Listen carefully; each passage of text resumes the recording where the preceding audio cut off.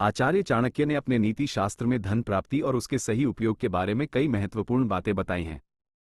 उनका मानना था कि धन केवल संचय करने से नहीं, बल्कि सही तरीके से कमाने और खर्च करने से ही समृद्धि आती है।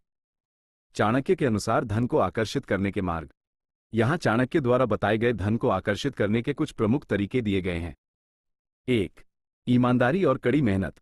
चाणक्य के अनुसार ईमानदारी से कमाया गया धन ही स्थिर और स्थायी होता है। चोरी, धोखाधड़ी या अनैतिक तरीकों से कमाया गया धन कभी नहीं टिकता और जल्द ही नष्ट हो जाता है। वे कहते थे कि जो व्यक्ति कड़ी मेहनत करने से पीछे नहीं हटता, उसे सफलता अवश्य मिलती है और वही व्यक्ति अमीर बनता है। 2. अनुशासित जीवन। एक अनुशासित व्यक्ति कभी भी अपने काम को टालता नहीं है। जो व्यक्ति अपने आचरण से अनुशासित होता है, वह धन को अपनी ओर खींचता है। धन प्राप्ति की इच्छा रखने वाले को अनुशासन का पालन करना चाहिए। 3. धन का सही उपयोग और निवेश। धन कमाना ही काफी नहीं है, बल्कि उसका सही तरीके से प्रबंधन और उपयोग करना भी आना चाहिए। निवेश। कमाए हुए धन का सही कार्यों में निवेश करें। जरूरतमंदों की मदद।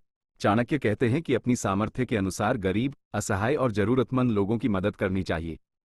शिक्षा और स्वास्थ्य संबंधी सहायता में धन खर्च करना भी शुभ माना जाता है।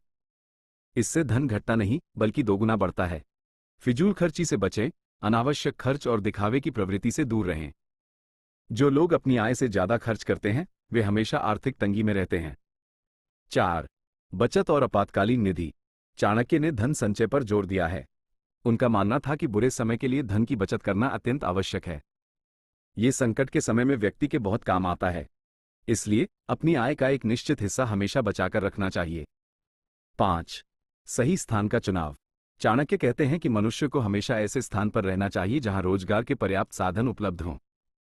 ऐसी जगह पर रहने से व्यक्ति को कभी खाली हाथ नहीं रहना पड़ता और उसे जीविका कमाने के अवसर मिलते रहते हैं। 6. लक्ष्य निर्धारित करना और धैर्य।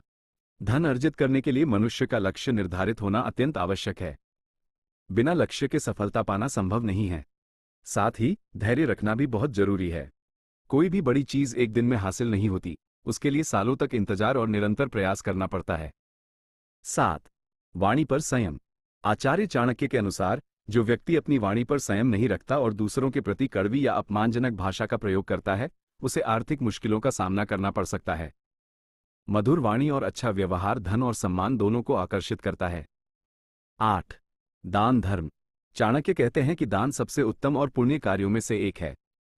जो व्यक्ति जरूरतमंदों, बेसहारा लोगों और धार्मिक कार्यों के लिए दिल खोलकर दान करता है, उसके पास धन की कभी कमी नहीं होती। उनका मानना था कि दान करने से दौलत घटती नहीं, बल्कि कई गुना बढ़ जाती है। सारांश में चाणक्य नीति के अनुसार धन को अपनी ओर आकर्षित करने के लिए केवल पैसा कमाना ही नहीं, बल्कि उसे ईमानदारी से कमाना, सही तरीके से उपयोग करना, बचत करना, निवेश करना और जरूरतमंदों की मदद करना भी आवश्यक है। यह एक समग्र दृष्टिकोण है जो वित्तीय स्थिरता और समृद्धि दोनों को सुनिश्चित करता है।